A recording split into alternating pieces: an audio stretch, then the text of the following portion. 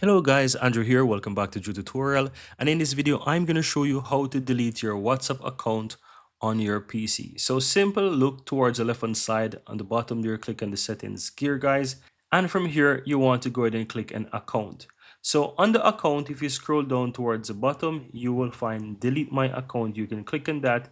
And as you can see, it's going to take you over to the page where it's going to explain how you can delete your account. So as you have to do guys is just simply read through this option here, simply read through those details here. As it says to delete your account, you need to open WhatsApp and you need to click settings, account, delete my account, and of course enter your phone number with the international format, and then you will tap delete. So while you're trying to do this from your PC, this is not going to allow you to do it from your PC.